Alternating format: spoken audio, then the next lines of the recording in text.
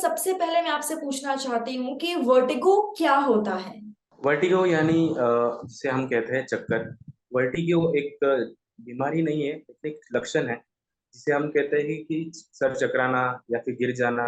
हम्म। Sense लगता है जैसे हम गिरने वाले हैं, सर दर्द होता है, तो उसे हम वर्टिगो कहते हैं। लेकिन ये बीमारी नहीं है, एक लक्षण है। तो इसके बहुत सारे कारण हैं। नेक्स्ट सवाल वही आपसे होने वाला था कि किन वजहों से वर्टिगो हो जाता है?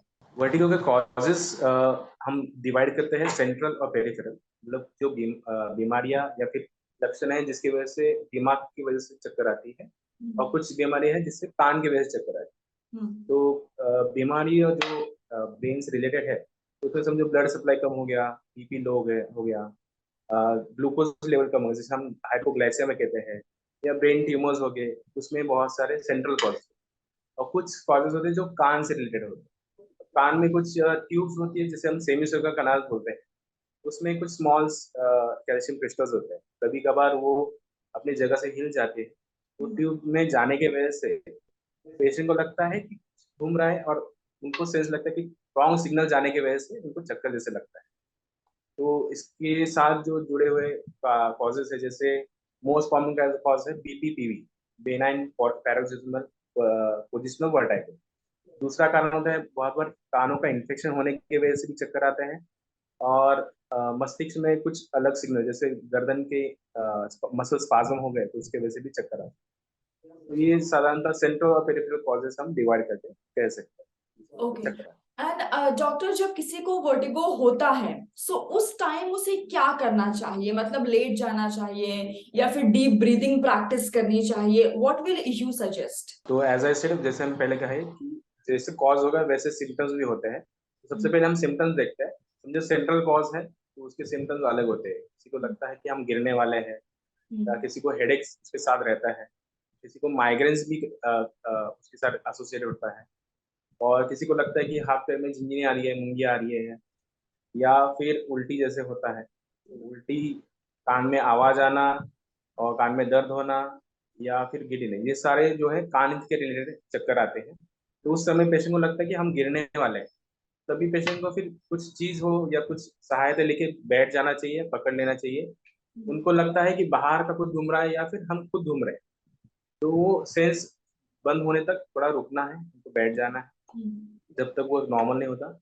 और जैसे ही वो डिफरेंस हम कर पाए कि सेंट्रल और पेरिफेरल क्या कॉज की वजह से हो रहा है, तो उस हिसाब से हमें डॉक्टर को मिलना चाहिए, उसके हिसाब से ट्रीटमेंट करना चाहिए। एंड डॉक्टर, कई बार ऐसा भी होता है कि पेशेंट्स इस चीज को बहुत ही लाइटली लेते हैं। सो आपकी नजर में वो कौन सा अलार्मिंग पॉइंट होता है जब सीधा डॉक्टर के पास जाकर कंसल्टेशन लेनी चाहिए? राइट। एज यू नो, आजकल हम सभी नेट इंटरनेट यूज करते हैं, तो उसमें बहुत सारे वीडियोस हैं जिसमें हम पता चल रहा है कि कौन से कारण से वीडियो हम तुरंत देख के उसका ट्रीटमेंट कर लेते हैं। यस, जरूर उसके बारे में हमें, टॉपिक के बारे में पता होना चाहिए किस वजह से चक्कर आ रहा है, बराबर है। लेकिन इमीडिएटली समझो अभी हम ट्रीटमेंट में कहते हैं कि ये टैबलेट्स लेना चाहिए, ये एक्सरसाइज करनी चाहिए, लेकिन ये डायरेक्टली देखने के बाद इमीडिएटली नहीं करना चाहिए। क्योंकि बहुत बार कॉजेज जो चक्कर के कारण है, बहुत बार इन्फेक्शन होता है, या फिर इम्बैलेंस होते हैं, जैसे हमने कहा कैल्शियम क्रिस्टल्स होते हैं जो अपनी जगह पे नहीं रहते। तो इमीडिएटली हमने समझो एक्सरसाइजेस देख लिए और वो करना शुरू कर दिया, तो जो बैलेंस इम्बैलेंस जा रहा है वो और बढ़ सकता है, या फिर जो जगह पे आना चाहिए था वो इम्बैलेंस और जा रहा है। तो जब तक हम उसको फाइंड आउट नहीं कर रहे कि कौन सी चीज की वजह से हो रहा है, तो तब तक हमें डॉक्टर को मिलना चाहिए। और सबसे अलार्मिंग पॉइंट है जो समझो ब्लर विजन हो रहा है, अंधेरा छा रहा है, या फिर चक्कर आके गिर रहा है, तो तभी इमीडिएटली आपको डॉक्टर को मिलना चाहिए। वैसे कहा गया तो कान के चक्कर जो थी बहुत बार अगर नॉर्मल कॉजेज की वजह हो तो अपने आप रुक जाती है, लेकिन बार बार नहीं आना चाहिए, और हमेशा पेशेंट को तकलीफ नहीं होना चाहिए। इसलिए हमें पहले मिलना चाहिए कि क्या संभावना हो सकती है किस वजह से हो रहा है चक्कर, तो हमें उनको बता के ट्रीटमेंट स्टार्ट करना चाहिए। तो मेडिकल लाइन ऑफ ट्रीटमेंट सबसे पहले रहता है कि हम जो भी क्रिस्टल्स है समझो हम जो मैंने बताया, वो नॉर्मलाइज करने के लिए टैबलेट्स होते हैं। बैलेंस नहीं जाना चाहिए और ब्रेन आपका स्टेबल रहना चाहिए, इसलिए हम टैबलेट देते हैं। तो आपने कॉमनली नाम सुना होगा, वर्टिन टैबलेट, स्टूजरन टैबलेट, स्टेमिटल टैबलेट, ये देते हैं जो इमरजेंसी में देते हैं और चक्कर भी कम करते हैं। फिर दूसरा ट्रीटमेंट रहता है, हम उनको वेस्टिबुलर एक्सरसाइजेस देते हैं।